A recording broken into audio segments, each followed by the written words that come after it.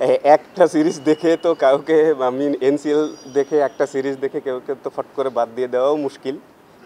সেটা যেমন সত্যি, আবার আপনার কথাও রাইট যে এখানে যে ডোর নক করতে থাকবে অলরেডি কিন্তু ওখানে পৌঁছে যায় জিনিসটা। তো আমি শিওর যে যারা ন্যাশনাল টিমে খেলে, ন্যাশনাল টিমে খেলা থেকে বড় তো একটা ক্রিকেটারের আর কিছু নাই। ইভেন টেস্ট ম্যাচ খেলা থেকে বড় আর একটা ক্রিকেটারের কাছে কিছু আছে বলে আমার মনে হয় না।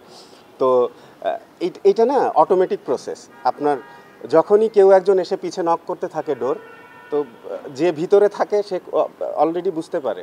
তো আমার কিছু করা লাগবে না, এটা কিন্তু সিস্টেমেই হয়ে যাবে যে সে যদি গুড ইনাফ হয় যে নক করছে সে চলে আসবে, যে আর যে ভিতরে আছে সে অটোমেটিক্যালি বাইরে চলে যাবে যদি এইভাবে কন্টিনিউ করতে থাকে। তো এটা নিয়ে আমার আসলে খুব কিছু এরা আপনারা সবাই জানেন এই সিস্টেমেই চলে আসলে।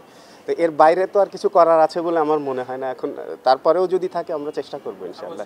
মাঠের অলরাউন্ডার আমি, আর ঘরের allrounder Tilex. Tilex toilet cleaner, clean মানেই টাইলক্স। ওয়েস্ট ইন্ডিজ ট্যুরে আমাদের অবশ্যই প্রত্যাশার কথা বললে তো ভালো প্রত্যাশাই থাকে সবসময় যে ভালো করব, টেস্ট ম্যাচ জেতার। এখন আমরা আসলে শুরু অন্তত করতে পারি আমরা টেস্ট ম্যাচ জিতবো এটা বলে যে কারোর সাথে। তো তারপর সব সময় যে ক্লিক করে সেটা না, বাট আমি আশা করব যে এবার আমাদের প্রত্যেকটা সেক্টরে ক্লিক করবে। লাইক পাকিস্তানে যেমন হয়েছে, আমরা আমাদের ড্রিম টেস্ট সিরিজ খেলেছি। তো আমিও আশা করব যে ওয়েস্ট ইন্ডিজে আমরা ওইভাবেই শুরু করব এবং ওইভাবেই খেলে ফিরবো দেশে, স্পেশালি টেস্ট সিরিজ।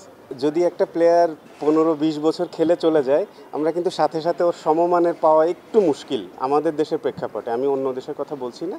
তো তারপরেও আসলে আমাদের মানে ইয়াং যেসব বোলাররা আছে, মানে দেখে আমরা বেশ আশাবাদী, বাট একটু সময় লাগবে ওরা বেশি ইয়াং।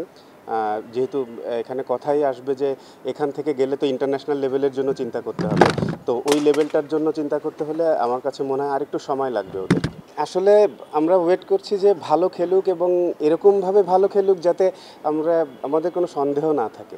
আমাদের আসলে বেশিরভাগ ক্ষেত্রে যদি এরকম হয় যে ইন্টারন্যাশনাল লেভেলে একটা প্লেয়ারকে সন্দেহ নিয়ে ইন্ট্রোডিউস করায় দেওয়া হয়, তো দেখা যায় যে মানে এটা হচ্ছে মাই পয়েন্ট অফ ভিউ, যে যদি ক্লিক করে দেন ফাইন, ক্লিক না করলে দেখা যায় একটা মানে ভালো প্রসপেক্ট আমাদের নষ্ট হয়েও যেতে পারে, প্রেশারের কারণে বিভিন্ন কারণ হতে পারে।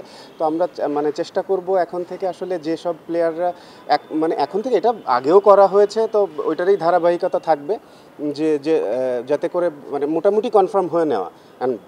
আমি কখনোই বলতে পারবো না যে এই ছেলেকে নিলে এই ছেলে ভালোই খেলবে। তো যেহেতু আমাদের দেখার জায়গা এই জায়গাগুলো, সেটাতে আমরা চেষ্টা করছি দেখার। এবং ডেফিনেটলি অমিত হাসানের নাম বলেছেন, অমিত খুবই সিগনিফিক্যান্ট পারফর্ম করছে।